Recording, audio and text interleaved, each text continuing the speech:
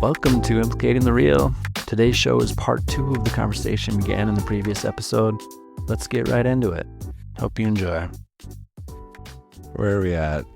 Oh yeah, we're supposed to be talking about reincarnation. We're talking about. I love our digressions. Yeah, we're getting bad at it lately. No, I think it always comes back. Like even your reference to Kellogg, that references what we're going to talk about with Rob in his Denmark phase when he turned into a lecherous farmer. The Denmark phase. Okay, so so when you do reincarnation, you do character creation screen, right? And you get to pick what person you're going to be. So we were saying there's some people who choose like very one-sided personalities. Yep. And that's because they really want to focus on, like, what if I was a really smart guy? Or like, Yeah. Oh, what if I was like really emotionally intelligent? Or just like, what if I was just like asshole?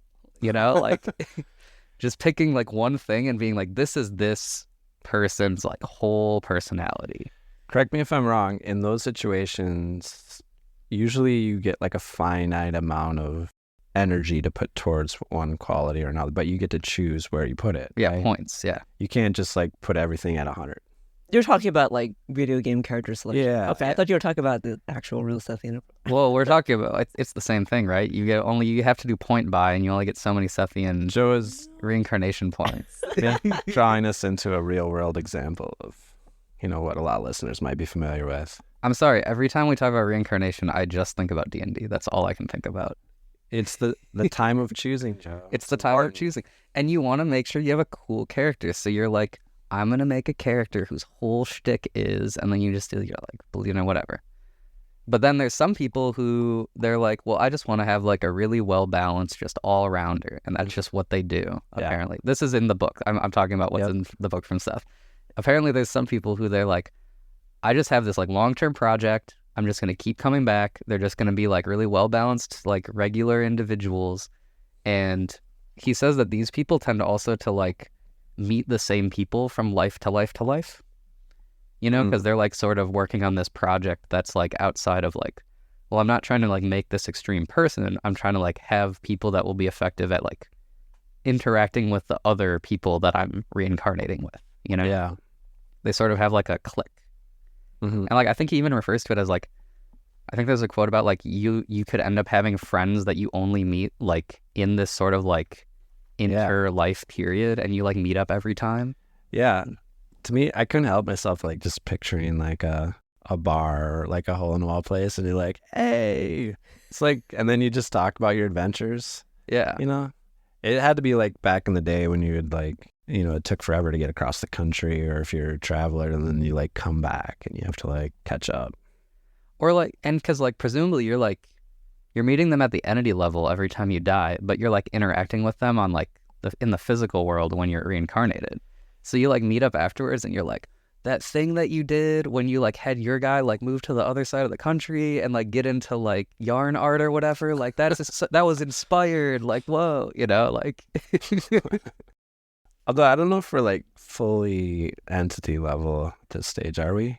I mean, if we're like being advised by other parts of the entity. I guess that's true. It's really hard to like keep it straight, especially when you start getting into this. Like, Yeah, I don't think there's any real clear division. I don't think it's like strictly you're not having any access to the entity at that stage.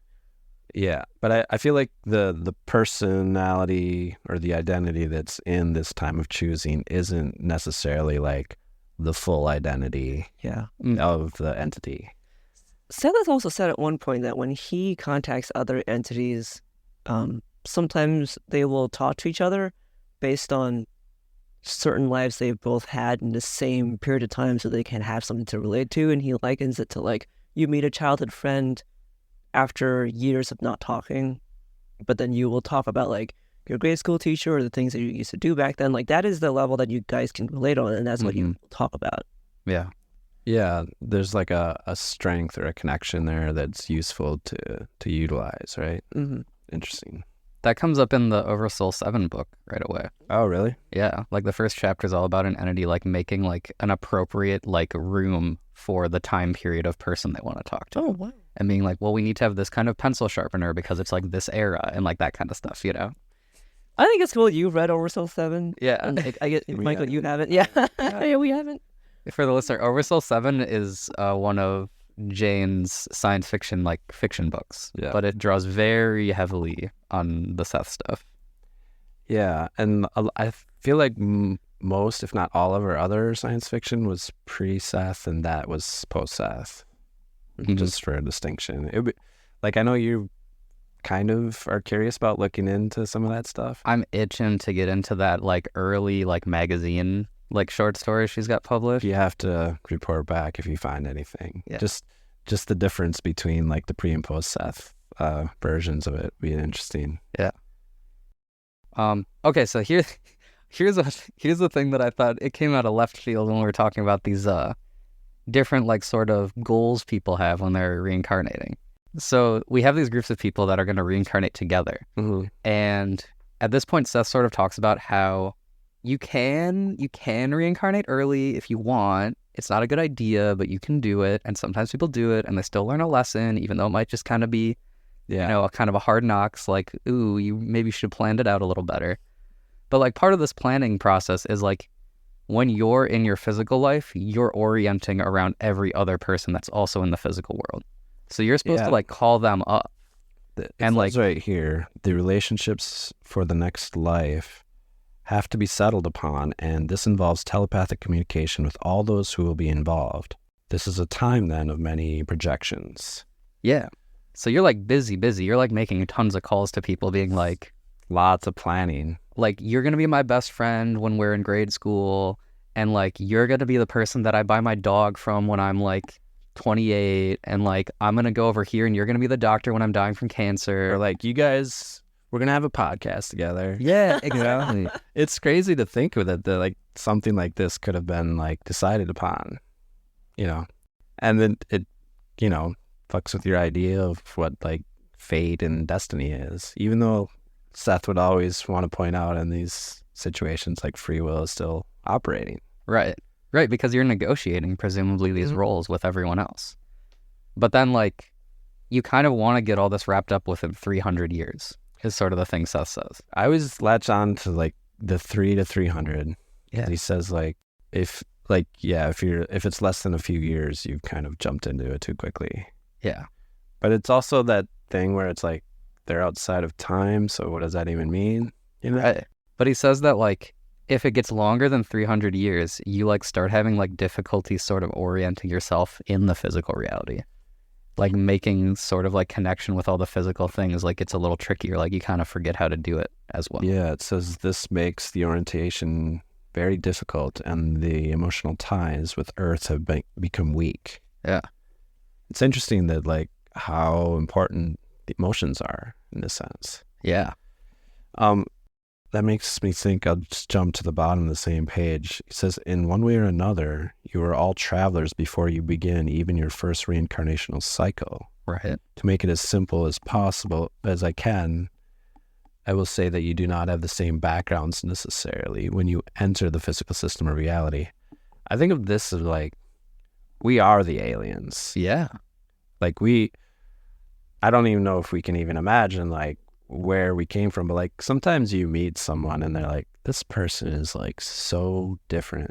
And like, I'm not assuming that, but like Seth says, this is just a psychological location where you take on these root assumptions, and to appear here, you have to buy into these root assumptions. Like we're all agreeing to like operate on this frequency. And that's why I think like the aliens have always been here. We are the aliens. We're all coming from different places. For real, yeah. Yeah. Like that idea that like before we were physically materializing entities, we could have had completely different pasts. Mm-hmm. Like so different. And we're just both in human skin, like for the time being. Yeah. I think it's really interesting.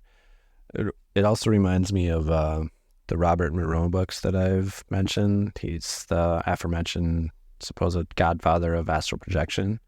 But he like during his astral projection, sometimes he meets like these like a ball of light and has these conversations with them, and they're like, some of them are familiar with like the Earth system, and some of them aren't. Some of them are like, yeah, I heard that's so hard, or like, oh, that was like the best thing I ever did is go through that, stuff like that. He's meeting like astral tourists. He's meeting what I think of when I read that sentence, like we're all travelers, right, before we come into the system. Mm-hmm. And So like, great. not to say that the ball of light is like the literal way it is, but that was his like symbolic interpretation of that experience. Yeah. It's very cool. But then like the way that this 300-year thing like links up with history is like really interesting. Yeah. Because there's these people that kind of want to orient with one another through multiple lives. And because there's this sort of like period of time that you like sort of have to like make the plans within, Mm-hmm. that leads the actual physical reality to start having these sort of cyclical historical patterns because the same groups of people keep showing up Yeah. and doing a similar project every 250-ish, 300 max years, right? Yeah. Especially if they're a very historically significant thing that they're bringing to the world. Right. Or like if they're like a very large part of the population. Yeah. So like this sort of like makes a theory that we can go look for in history of being like, are there these 200 to 300 years like cycles in history where sort of like similar themes or like similar events, similar collections of people start showing up? I feel like it might be trickier than it sounds because I don't think it's like necessarily 300. It's like anywhere up to 300 years. Right. But elsewhere he talks about like how new generations come into the world oriented in a certain way. And I've really seen that in my own life and just like becoming older. Like we think of this reality as like there's this existing wisdom that's in the world that we have to pass down. But like there's actually people coming into the system, according to Seth, with wisdom that this world needs. Mm. And I think you see that as I see it like especially with like young people that are very like politically motivated. Mm-hmm. And like that can be taken too far, of course, but like a lot of times I think like a dose or whatever they're bringing is like a conversation that needs to be happening in the world. Mm-hmm. I wanted to add to your character creation thing earlier, Joe, that Seth has at some point said that you can choose to have, well, you can choose a difficulty of your life.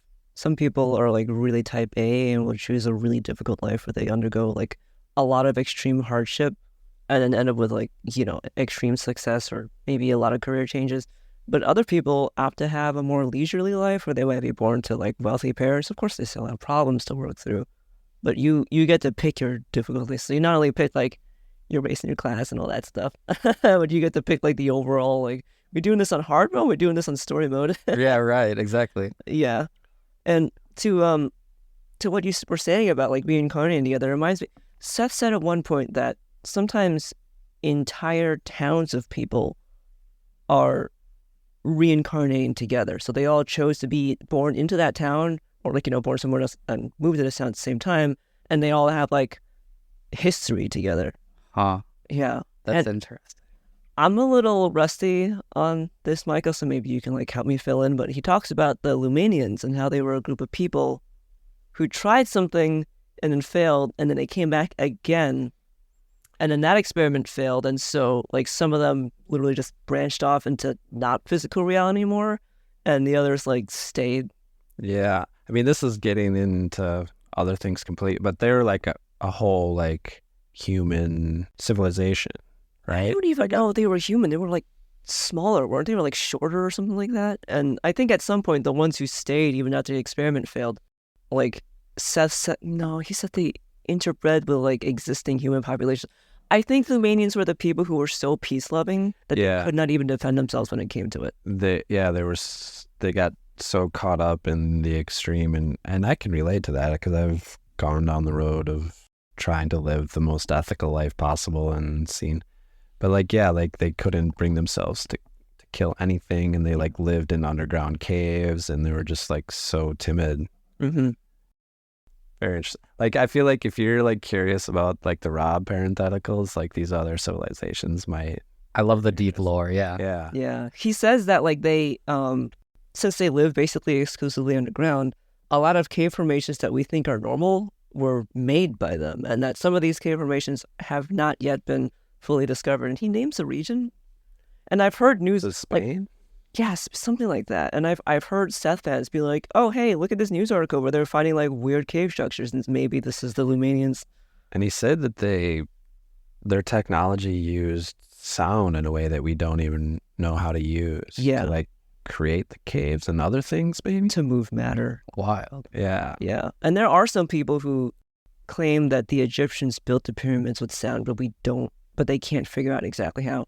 And there are some videos, like you can look this up on YouTube, where it's a lab setting and you can see these scientists using sound to levitate very small items, but they haven't figured out how to levitate items beyond like 1 gram or something like that. And it makes me wonder, like, yeah, if we're not discovering that, are we choosing as a society not to go down that road? We are, because didn't he say once that like all inventions are just from framework 2 and inventors just like suck it out and they're like, yeah, Yeah. That's not truly their invention. They're just like, yeah, I'll take this and bring it to the world. Mm-hmm. Yeah, it all exists there, and yeah, you can just go there and grab it. Well, I guess the probability thing would just make it, you can do that at any point, and if the society you're in isn't choosing that, you're just moving into the probability that does. So these guys, like, they would also do the thing where, like, every time a new one was born, it was just, like, one of the ones from, like, an earlier, like, they would turn it into the same community, sort of. He never got into that level of granular detail. I just assumed it was similar. Yeah, I mean, they had a problem, like Michael said, with being too timid. Mm. And they were trying to accomplish something, and Seth does say that eventually their experiment failed, which is why some of them were just like, okay, we're not doing this anymore. Like half of them were like, going to do this. Yeah. I don't remember if he explicitly said if they were or weren't human, but I got the impression that they were like an earlier trial of the same sorts of, like, some of us might have been Yeah. them. I don't know. Yeah, sorry. Memory. No, that's a cool tangent. Maybe we could have a one-off episode on them or something. Oh, you know what? We get into it in chapter 15. Oh, it's coming up? Yeah. I'm so excited. That happens all the time in our book club. We're like, I wonder what the answer to this question is, and then it's like literally in the next paragraph. So look forward to that episode where we talk about Lumarians? Lumanians. Lumanians. Hell Yeah, yeah. because Lumarians are That's a different something else. Yeah. Lumeria is the lemur island, right? Oh, there's an actual lemur island. It's not just in that movie, I mean, The Life of Pi. Have you seen that? No. Oh, is that Lumeria? They have it in Life of Pi? No, there's a lemur island. Unless it's another animal, I'm mistaking it. I know Lumeria is supposed to be kind of similar to like Atlantis, right? Like they're kind of similar concepts. Did you catch the Atlantis reference in her readings there, or didn't you get that far? I didn't get that far. Oh, man. Next time, maybe. I'm excited. I knew you were going to say something. So we're talking about Hollow Earth. We're talking about Atlantis. This is what I'm here for. It's just a passing reference, but there'll be things to say about it. Okay, so yeah. So you've got these very like one-sided personality people. You've got these sort of balanced people who come back. There's this other category that I thought was interesting. I called it like the all-in type, where Seth talks about these people who like, they literally do the like, they're here for a good time, not a long time.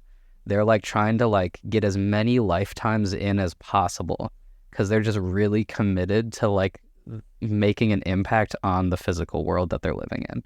So they're gonna like come in, do a bunch of crazy stuff while they're really young and then just like burn out, die, and then just like come right back. He says, these personalities specialize in physical existence, and their knowledge of this system is most comprehensive. For these, there is a movement through each of your racial types, a requirement that is not laid upon most. There is intensive preoccupation with historical periods. Many of these personalities live comparatively short lives, but very intense ones, and they experience more lives than most other individuals. They return, in other words, in as many historical times as possible, finally helping to shape the world as you know it. Yeah. Pretty cool. It's pretty cool. I thought it was a little weird that they're doing like the gotta catch 'em all with the racial subtype thing, but besides that, I always think that's just like completing a spectrum of like empathy, like our understanding. yeah, it just sort of like the weird thing to me is it implies that like on the higher level of like where you're thinking after you're dead, like these racial subtypes are considered valid, which is like weird to me. That like at the spiritual level, you'd be like, oh yes, there are only 7 races, and like these are what they are. I don't know if it is implying that. I feel like it's implying that, because we obviously get caught up in these things at this level, Mm-hmm. and so I feel like it's a development to actually experience them all is a way of like getting past the distinctions, the arbitrary distinctions of races. I guess maybe it's just like the way it's coming out from Jane is just like, because it's getting described as like, like a requirement that you gotta meet. You gotta like check off all the boxes, Like to me that just seems it's a little weird. Yeah. Or like getting back to your point about, like Seth's breakdown of the rigidity of karma, you could think of like a version of that is like a racist person isn't necessarily bound to reincarnate as a race that they hated, but their higher self would recommend that is probably a healthy development for them to go through. So like in that sense, like that's an example of how experiencing different human races could be beneficial. Yeah. I think it's just more that race usually aligns with a certain type of culture. Like, even though I was born in America and raised here, I am so different from a lot of other people born in America. I relate a lot to Asians born in America because they had like stereotypically Asian tiger parents like I did. And the upbringing is so vastly different where it's like, oh, white friend, your mom is thrilled that you brought home a B-. Like, I get my ass beat for that. Like, A+ was not even something we got a good job for. It was just like yeah, you're supposed to do that, dipshit. Like, like we have such a different upbringing. And then like I see some of my friends get kicked out by their parents at 18. And I'm like, what? Like, I grew up alongside a lot of Indians, Asians, and Jewish people in New York City that are like their parents valued academic performance over everything because that was their way into security. Mm-hmm. And like the parents will sacrifice like everything for that. You might have holes in your socks, you might not be eating enough, but we will send you to this tutoring academy because you need it, and we're all gonna go without so that the kids can climb up. So it's so strange to me to see parents, like non-Asian, non-Jewish parents, just kick their kid out at 18 and be like, no, you're on your own. Like, it's so foreign to me for parents to not invest everything in their child academically. But at the same time, a lot of my friends do not, like a lot of my non-Asian friends do not have to live with the assumed responsibility that they will care for their parents when they're old. Like, Right. I have a lot of doctor friends who hate being doctors. And I'm like, you make $200,000, just leave. Like, you want to have left and become a software developer? Like, man, I'm like, just leave. A boot camp is like $17,000. You can afford it. And they're like, no, because, my parents would be super upset if I wasn't a doctor anymore. And like, I have to like provide for both of them financially completely. Right. Meanwhile, for a lot of my non-Asian friends, that's not even an expectation on the table. They are allowed to cut off their parents over a disagreement, and their parents didn't birth them with the assumption like, you are my ticket in my meal ticket in my old age. It's just such a different way of living. Right. And I, like, even though I was born in America, it's just such a completely different lifestyle. Most of my friends now are not Asian, but like when I meet another Asian, it's so easy for me to assume you basically had the same upbringing I did. Even though you're from Tennessee and I'm from New York, if your parents were not from here, I know that you were subject to the same shit I was. I just know. And I have never been wrong. I mean, of course, my beliefs and my expectations create reality, but I've never been wrong about that. I've only met, oh man, this will sound really bad. Stereotypically, like, Asians want their kids to become doctors, engineers, lawyers. I've only met 2 Asians in my entire life that didn't have parents like that. And I went to a high school with 3,200 kids where it was 70% Asian. Mm-hmm. So, But I mean, this is all to show that like you can see the value of like having different experiences in different cultures. Oh, and big time. races. yeah, and I see that so much of my personality was because of that upbringing. I can't even imagine the personality I would have if I were raised by white parents. I really can't. I would be such a different person. Yeah. I don't even think I get along with that other version of me. They have like no overlap. And you can see like advantages and disadvantages to both sides too, right? Yeah, big time. Well, yeah, and like, you know, so much of personality identity development is based off of like culture, right? Like you look to your culture to determine like what should I aspire to? What are my possibilities? Like, you know? But imagine that you're one of these like intense people that specialize in physical existence, and you've had all these lives and all these different cultures and historical periods. And then you can hold all of those advantages and disadvantages from all those points of views. Like that's valuable thing. It is. Yeah.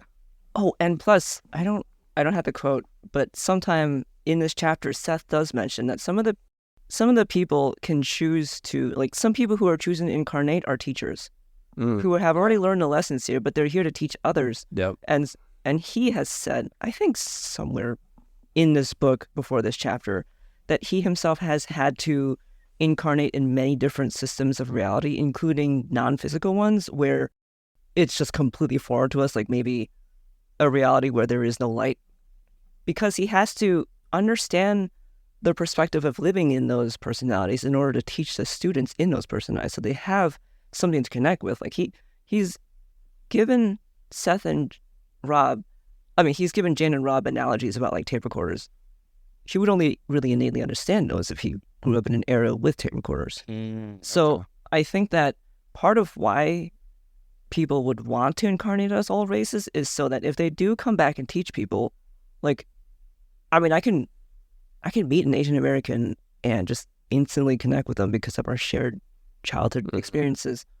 And, there's just like this instant trust that's immediately born. And I think that if you are a teacher, in order to truly understand the struggles that someone's going through, you would have to have lived that. Because, like, I'm over here telling my friends, just quit medicine, but I also understand how excruciatingly hard that is. Mm-hmm. So, because of the cultural expectation of like... So you went through that. I did. Yeah. And we don't have to get into your personal thing, but I imagine that was, difficult, like you said. Yeah, it was. It's cool that you're able to help other people if they're needing that. And like you say, I don't know if we'll get to it in this chapter, but Seth, references like for him to be a teacher, he has to connect with this other entity on almost all the levels that they have different versions of. Sounds exhausting, but... Yeah. But I also think it's fun. Like, it is. Culture has their own fun thing. And it's only exhausting from a narrow point of view because, presumably we have like infinite time to do these things. Yeah. And like, I think you can make the comparison to just like actually existing people. Like there are just some people who are like experience junkies, Mm-hmm. and like they tend to be just like super high in the idea of like openness, right? And like, well, I want to experience other cultures. I want to understand how other people like think about the world, Well, the cliched old wise person, they just had all these experiences and that's how they can relate to someone or to give them a lesson that they've learned. Yeah. I have in my notes after this point, Rob is eating this shit up because there's parentheticals where Rob starts talking to Jane like between sessions about like, oh, this has really got me thinking about like my past life in Denmark and like blah, blah, blah. And like communicates this to Jane because he's getting really into it. The Denmark past life comes up way more than any other one, I feel like, of Jane and Rob's. I'll just read this one. I had a asterisk by it. As mentioned earlier, earthly existence is a training period. And yet, as far as possible, I would like you to forget your ordinary ideas of progression. Ideas of good, better, best can lead you astray, for example. You are learning to be as completely as possible. In one way, you are learning to create yourselves. In so doing, during the reincarnational cycle, you are focusing your main abilities in physical life, developing human qualities and characteristics, opening new dimensions of activity. This does not mean that good does not exist or that in your terms you do not progress, but your concepts of good and progression are extremely distorted. I feel like we got into the weeds about this last week too. We did. What specifically? Good and bad. No, the good. The good and bad thing. Yeah. He doesn't even mention bad here, really. He says good, better, best. Mm-hmm. He's talking about progression. I thought it was interesting there is sort of still because it's like our version of progress isn't distorted, right? Yeah. But it's not like there's like completely zero standard by which we're judging stuff. But the judgment standard is just sort of like maximalism. Yeah. It's just like a maximum like beingness. Yeah. Our standard, maybe because we don't realize the full scope of like reincarnation, that like we have to be like comprehensive and keep building and building.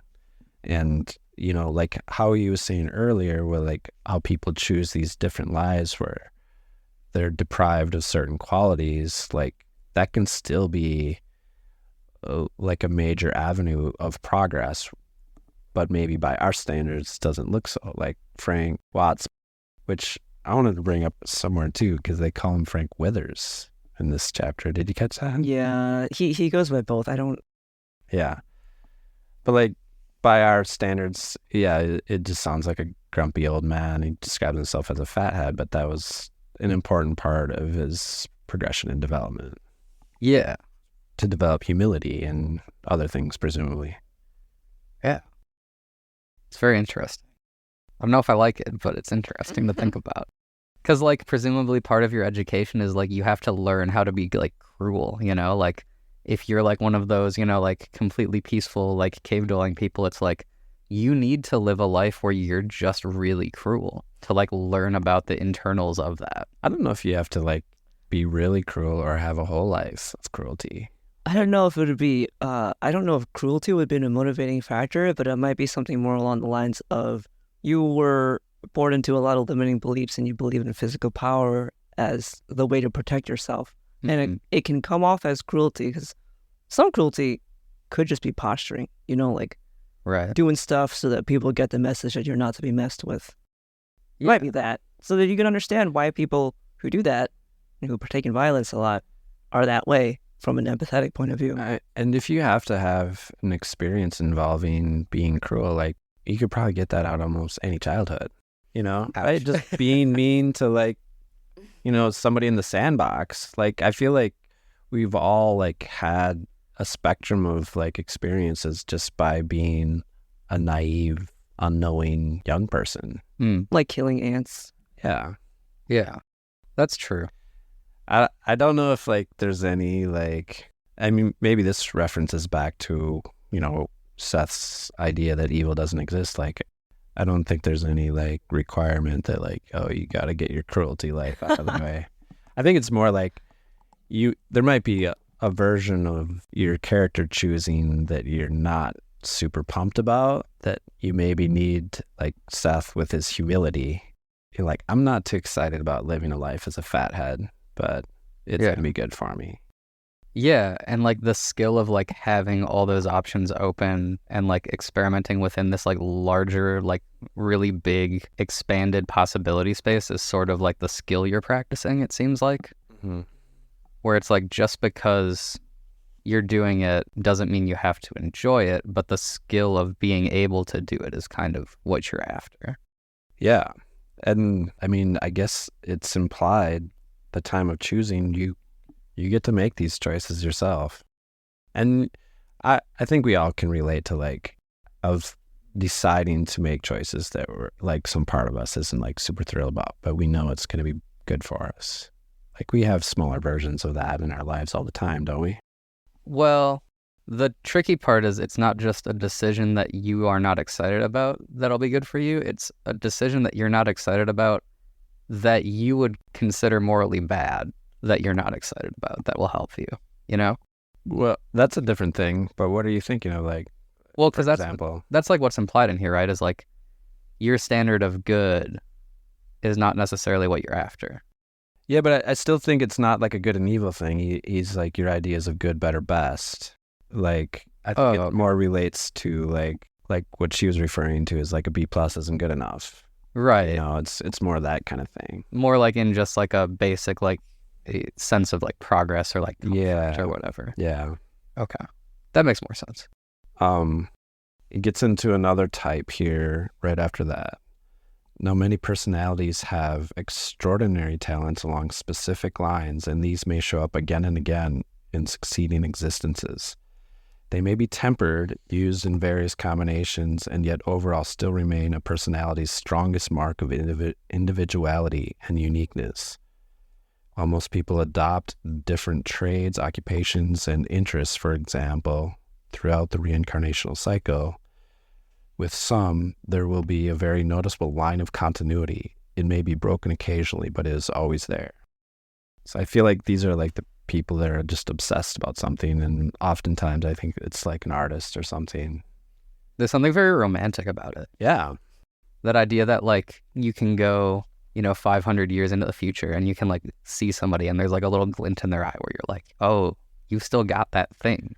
Or just like there's something that you're so passionate about it that it can't but show up in any sort of life you choose. Yeah, like even if you're like the fathead or whatever, like you still have the presence of like the person you were before, like it's still kind of there.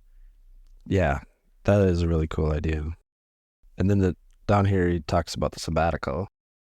On occasion, some personalities may be given an exception to the general rule and take a sabbatical, humorously in parentheses, from reincarnation, a side trip, so to speak, to another layer of reality and then return. Such cases are not common, however. This is what I'm trying to do, man. The sabbatical? Yeah, we're taking sabbatical. Just hop over to a side probability for a little bit. Doesn't he mention somewhere like the term vacation life? Yeah, that was what I was referencing earlier when Seth said sometimes he just spends a century as a tree to relax. I know someone in our book club insists that they're on a vacation life. Yeah. And from the outside, it doesn't seem like a vacation to me, but I'm like really encouraged that they feel that way. Yeah. It's possible he is a teacher and he doesn't realize that is why his life is easy, because he already knows it. Yeah. He already knows everything he's supposed to know. So he's got to get out here finding some students so he can achieve his goals, man. But he's on vacation right now, so just enjoy. Well, that kind of like segues into the next part, right? Yeah, the more complicated foreign part. Because now we talk about like entering other probability system. Did I say it right? Mm-hmm. I'm very confused as to what that means. Okay, so it says entering the field of probabilities can be compared to entering the reincarnational cycle. There will be a sustained focus of awareness and existence in an entirely different sort of reality. Powers latent but barely glimpsed within the multidimensional personality are drawn upon and used when such a choice is made. Goes on a little bit. I'll just finish one more paragraph. The psychological experience varies considerably from that and yet there are hints of it within your own psyche. Here the personality must learn to group events in an entirely different way and completely without any reliance upon the time structure as you know it. So that's like what you were saying with the chair, right? Yeah, but I think specifically here, like, our reality is really time focused when we pick one probability line, and like as it branches, we only follow that. We don't really go back in time and be like, oh, what if I had oatmeal that day instead? But I think in that probability system, you are instead exploring like all the branches of possibilities, where you think, okay, here's 8-year-old me. Maybe I decide to be an astronaut. Maybe I decide to be a musician. Let's follow all those. And then in each of those branching ones, like the astronaut one, okay, what if I work for SpaceX? What if I work for NASA? And we'll follow all of those probabilities. So it's like it requires a completely different way of looking at it, because we think of like progression and events linearly, not so much probability based. Or like even because like following your lifetimes along is still like linear, right? Mm-hmm.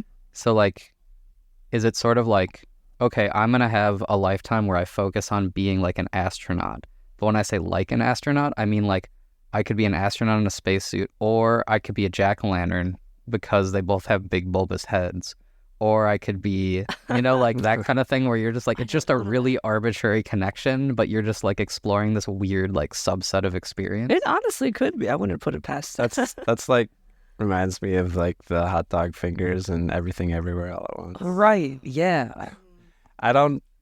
I'm assuming it's not quite like that.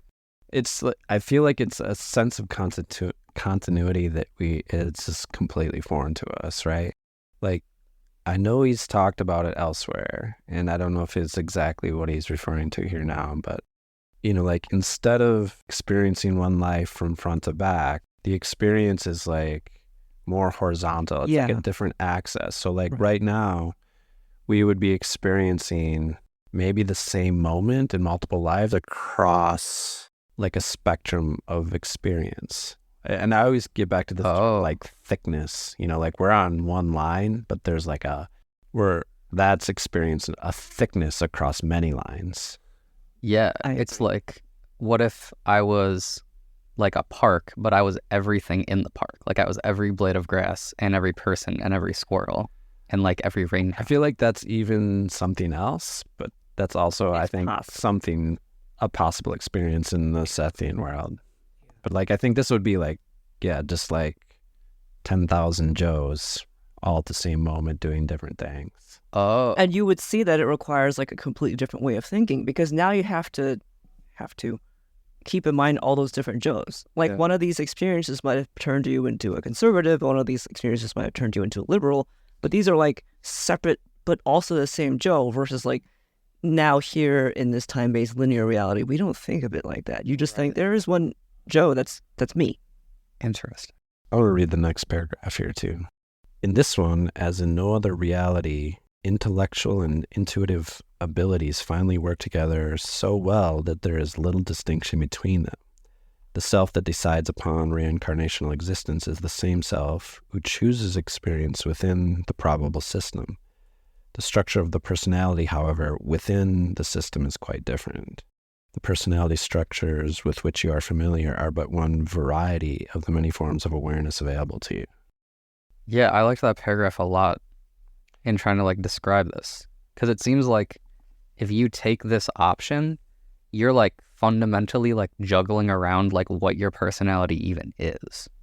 Like on like a really fundamental level where it's like you are just a radically like different type of like thing. Yeah, because they're all you. I mean, it really fucks with your perception of what does identity mean then. Yeah. I'm not sure if I know that we could be experiencing that right now. Didn't you mention earlier that the entity is doing all of these things kind of? Yeah, so I guess in some sense we are probably, if we're choosing that. We're not focusing on it. And he doesn't really say if like making this choice is a requirement along the progression, but you do have to do the reincarnational cycle before this, right? According to him. Yeah, well, and the interesting thing is he says the personality structure is the thing that's changing, right? So presumably that's like at an equivalent level to like where we are. It's like if you took your current like experiential like personality and then you start like chopping it up and like rearranging it, you know?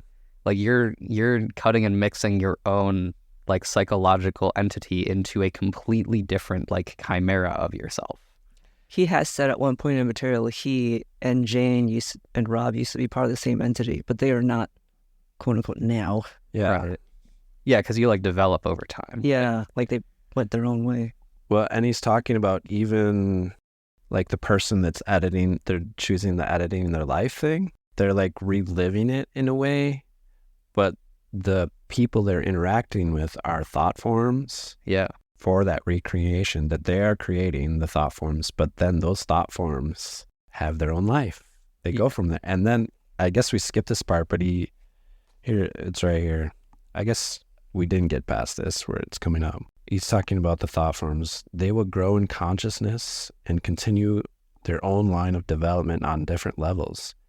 In one way, we are all thought forms, and this will be further explained in the material dealing with the God concept. Understand, however, that I do not mean that we lack our own initiative for action, individuality, or purpose. And remember also here that you live from the inside out. Okay. I mean, this is pulling us into something else entirely, but like it's kind of crazy to think that we're all just like, this is how like consciousness just multiplies, you know? Mm-hmm. Like there's just this energy, and then we could have started as like somebody's recreation of their life because they wanted to like not be so mean to their mother or something, and now here we are like choosing our own path. It's just crazy. For me, it's one of these moments where like you can think of infinity as, you know, like obviously so big that your mind could be blown about how big it is, like continually. It's just one of these moments where like, holy shit. Yeah, where like every action you take is also generative of other things equivalent to your level of experience. Yeah. Which themselves have infinite potential. Yeah. Okay. Seth drops this twice in this section. What is this God concept? Is it just what I think it is? Yeah, I think he's just using that term instead of just God. Okay. You know? But basically the idea like everything is like essentially one being and it's all like working together as like one giant system. Is that just like the God? He's just jumping off from like what our culture thinks of as God, I think. Is that what you get? I didn't know what it was. I was going to wait until he fleshed upon it. But like every single time he mentions gods, well, a lot of the time when he mentions gods, it's in the context of you are what you think of as the gods. As in like, gods is your term. It's your creation. It's not really a real thing, but it's the closest approximation in your culture and your language I can use to describe what you are, which are beings that can create anything from seemingly nothing. Okay. That's what I thought he meant God concept. Like you create your reality. I'm thinking of like last time we were talking about the dreaming self as being a reference point for like all these deeper concepts of higher concepts of the self. But it's our reference point because that's what we know, and everything else is further in that direction. Right. So like I think of to me, the term God refers to something that we can't imagine, but we know the concept points to a sort of everything. And the term he most often uses is all that is, capital A, capital T, capital I. Because it's just useful to kind of like keep that humility in referencing this thing that you just can't know what it is. So literally it's the God concept in that it's a concept. It's sort of like a naive, like easy way of like directing yourself towards this. This is all we can talk about is the concept, right? Yeah. Okay. And I think, it'll be interesting. And there's some other avenues that open up there.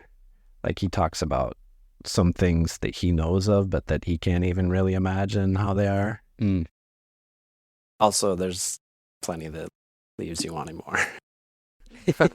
I really wanted a lot more from the different probability systems. I feel like there's so much like, I guess it's just so big that it's like taking random examples would not really be helpful. Yeah. Even though it would be fun and illustrative, right? I think you can get more of it in bits and pieces elsewhere, but I don't know if it's ever like super in Mass depth. Events had a lot of it. Maybe. The Individual and Nature Mass Events. Okay. Which is a book way down. A few books from now. A few books from now. Yeah. Episode 500, maybe. I don't know if we mentioned it, but like Seth says that there's enough material that he provided that no person can digest it all. Oh, he said that? I think so. That's what always encourages me when I think of all the books that didn't get written. Yeah. That we do have enough to chew on here. Do you know where he said that? Like, was it in a class recording or? No, I don't. That was one of those unpublished ones. Well, that's the problem. It, though, please. Yeah, that's the problem with reading all this stuff is like some of it sinks in, and oftentimes I have to like give the caveat. I think he said this. Yeah. That's our show, but fear not, the never-ending conversation continues next week. If you're enjoying the show, please be so kind as to subscribe, like, rate, and review, and if you're feeling frisky, tell a friend. Contact us at implicatingthereal@gmail.com. You can support the show at patreon.com/implicatingthereal. We are doing our best, but whatever support you can lend helps us appreciably. We are not affiliated with the publishers or proprietors, but we encourage you to get the books. You can follow along as we endeavor to dive deep into the Sethian worldview, and there's really nothing like cultivating your own relationship with the material. Until next week, we wish you a fond good evening.